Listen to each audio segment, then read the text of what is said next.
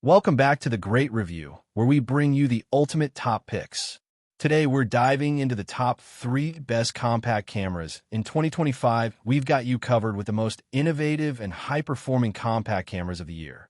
Whether you're a top picks, we'll take your compact cameras to the next level. Don't miss out on our top recommendations. Hit that subscribe button and ring the bell to stay updated with our latest reviews and top lists. We will try our best to present you with the best tech product that you can buy now. Product links in the description box. Get ready to fire up your compact cameras with the Great Review, where we serve up the best of the best. Number 5. Lumix LX102. The Lumix LX102 has lost none of the original's appeal. A brilliant compact for the enthusiast photographer. While both the G1 X Mark III and X100F also feature 24MP resolutions, the Lumix LX102 features a 20MP sensor that's carried across from the Lumix GX9.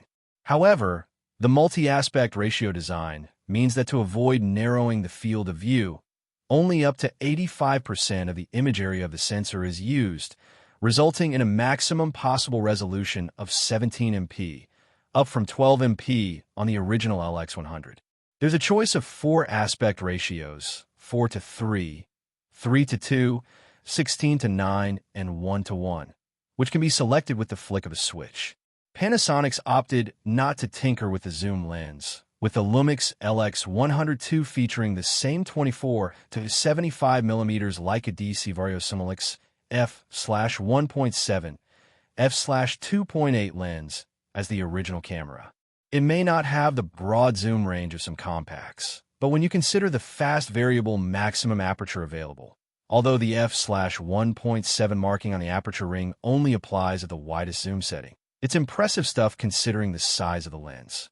You do get all of Panasonic's clever 4K photo shooting modes, however, including post-focus, sequence composition, and focus stacking, as well as the ability to shoot at 30 frames per second.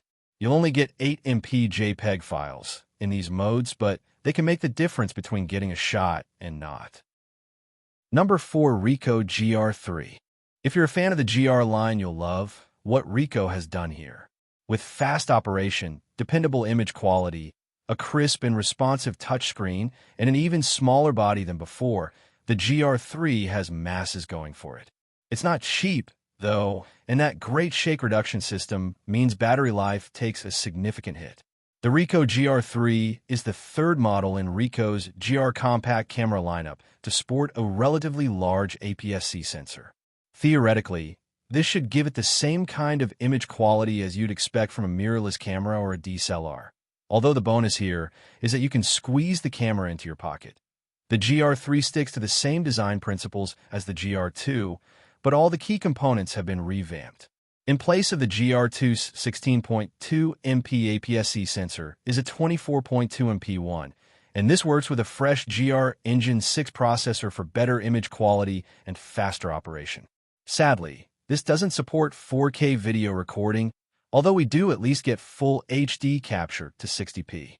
Details are nice and sharp across the frame, even when you're using the camera at its widest f/2.8 aperture, and distortion is minimal. Vignetting is more of a problem, although this can be rectified with the peripheral illumination correction feature. Images don't quite have the most pleasing colors straight out of the camera, so you may want to tweak this before you shoot or after with the raw development feature, which works very well. The Ricoh GR3 boasts the same APS-C sensor/fixed prime lens combination as its forebears, but both are fresh for this new model.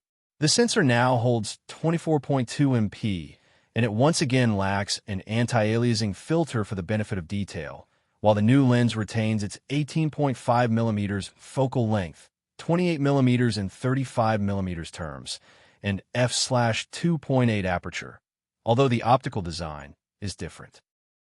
Number 3. Fujifilm X106.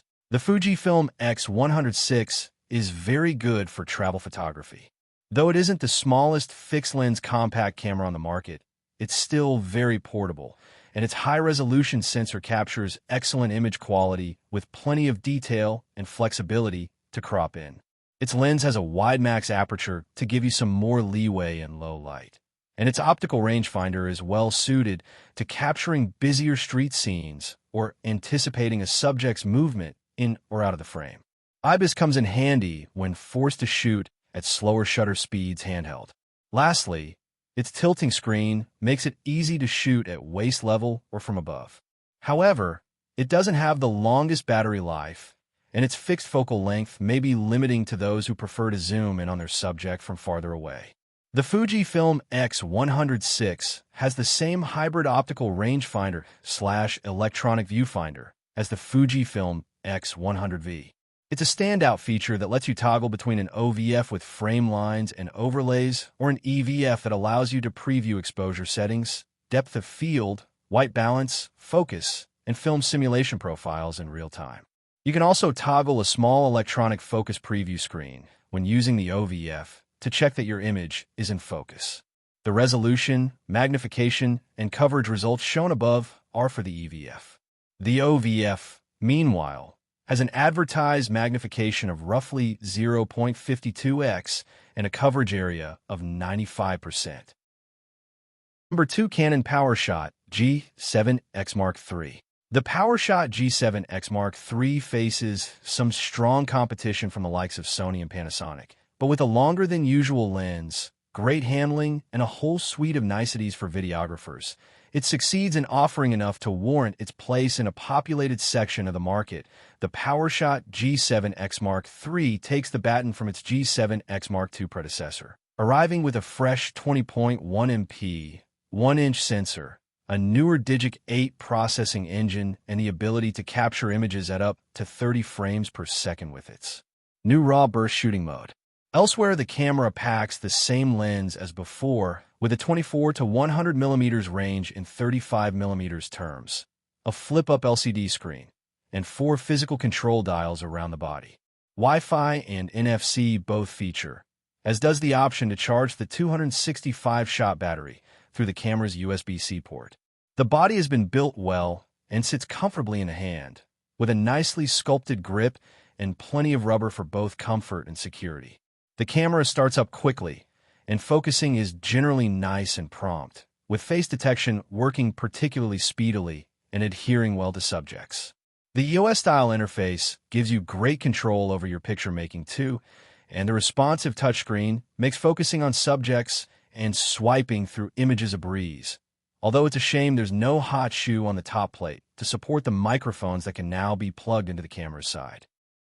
Number 1. Sony CyberShot DSC RX107. The Sony CyberShot DSC RX107 point-and-shoot is a modest update to the RX106, offering better autofocus and video stabilization for a bit more money at 2.3 by 4.0 by 1.7 inches HWD and 10.7 ounces. The RX107 isn't the lightest, slimmest compact out there, but it slides into jacket pockets easily, and its weight comes from complex optics and construction that's more metal than plastic.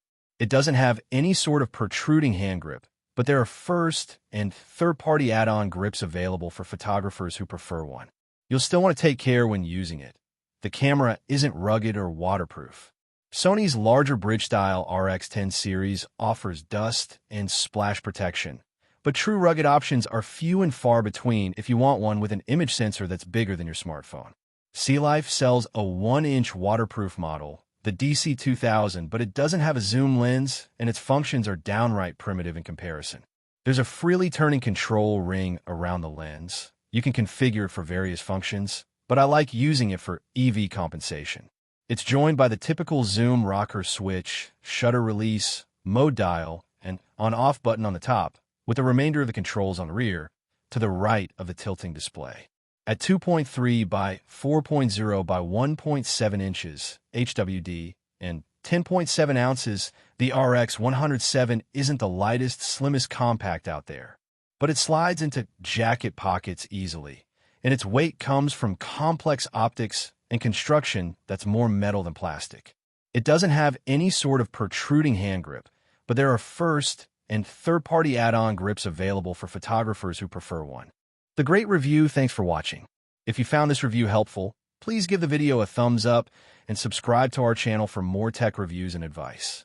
We love hearing from you, so if you have any questions or suggestions for products you'd like us to review, drop a comment below. Stay tuned for our next video, and see you then.